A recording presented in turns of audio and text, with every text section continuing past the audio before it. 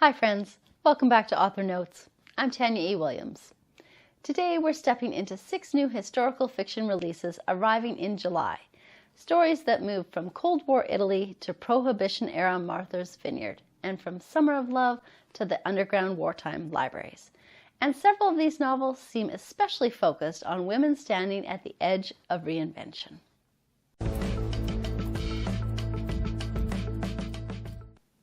July opens with a fascinating mix of stories, and the first takes us straight into the heart of the 1960s counterculture movement. Releasing on July 7th, Summer of Love by Kerri, Maher.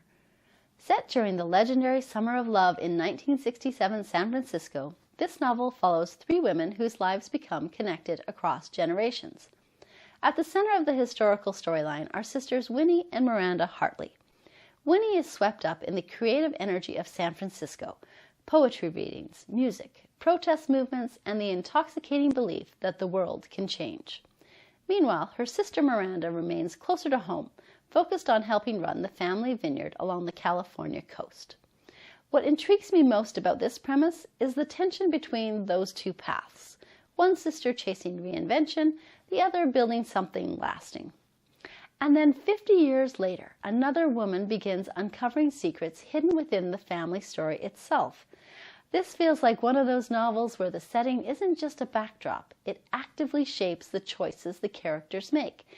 And I'm a sucker for a vineyard setting in historical fiction. An Infinite Love Story by Cleeton. Next we move from California to the 1960s space race. This novel begins with a moment that immediately creates emotional tension. An astronaut disappears during a mission, and his wife is left behind while the entire world watches and mourns. But what makes the story especially compelling is that it doesn't remain solely focused on the investigation. Instead, it becomes a love story unfolding against one of the most ambitious moments in modern history. As Vivian searches for answers about what happened to her husband, she begins receiving messages she believes could only have come from him.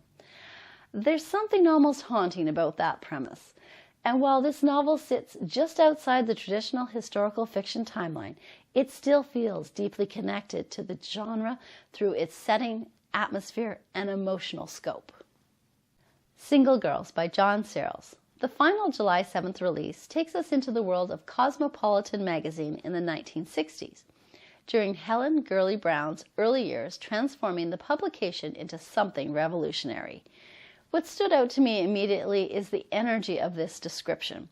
This doesn't sound like a quiet office drama. It sounds chaotic, ambitious, glamorous, messy, and very much about women trying to create new possibilities for themselves inside systems that still underestimated them.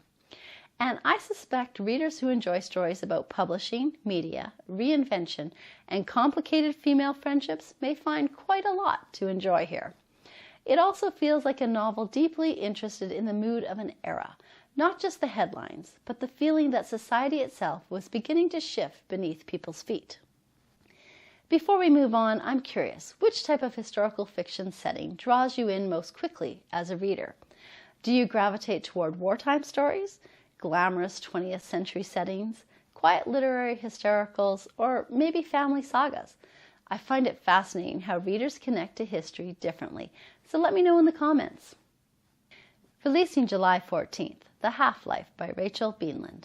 This novel takes us to a small Mediterranean island during the Cold War, where a young American Navy wife begins questioning both her marriage and the political world surrounding her. At first glance, the story almost feels idyllic. An island setting, a close-knit expat community, a chance to begin again somewhere far from home. But beneath that surface is growing tension surrounding the presence of American nuclear submarines in Italian waters. And as protests begin spreading across the island, Eileen slowly realizes she may not fully understand the system she has become part of. What I find especially interesting here is that the novel seems less interested in explosive drama and more interested in complicity, loyalty, and awakening. The quieter emotional shifts that slowly change the course of someone's life. Releasing July 21st, The Secret Society of Librarians by Thompson. This novel immediately caught my attention because it combines several things historical fiction readers tend to love: wartime settings, libraries, friendship, and stories inspired by real people. Set during the Second World War, the novel follows two women connected through a real-life secret society of librarians in London. When war breaks out, they begin creating a roaming underground library, bringing books and stories to people living through extraordinary circumstances. But eventually, the war separates them in devastating ways. One woman remains in London, the other is taken to Poland and ultimately to a concentration camp. And what makes this premise especially powerful is the idea that books themselves become a form of hope, resistance, and human connection. Historical fiction so often reminds us that courage doesn't always look dramatic. Sometimes it looks like preserving stories, protecting knowledge, or simply helping people feel less alone. Releasing July 28th, Runner by Ashton, Lattimore. The final book on this month's list takes us to Martha's Vineyard during Prohibition. After Lena Jameson's father, a fisherman turned rum runner, dies in a suspicious shipwreck, Lena suddenly finds herself facing the collapse of both her family's finances and her own future. So she does something that society would strongly prefer she didn't do. She takes over the business herself. What follows feels like part family saga, part mystery, and part coming-of-age story as Lena moves through the dangerous world of rum running, gangland Boston, and Harlem during the Renaissance. And I think what makes this premise especially compelling is that Lena isn't simply chasing survival. She's also chasing possibility. Education, independence, a future larger than the one people expect her to settle for. And historical fiction readers know very well that those kind of desires have always come at a cost for women. When I look at July's releases as a whole, I keep coming back to one idea. Many of these stories explore women standing at the edge of transformation. Not necessarily because they plan to, but because circumstance, history, ambition, grief, or survival force them to ask, who do I become now? And perhaps that's one of the reasons historical fiction continues to resonate so strongly with readers. It reminds us that people in the past were not standing safely outside history. They were living through uncertainty in real time, trying to make choices without knowing how the story would end.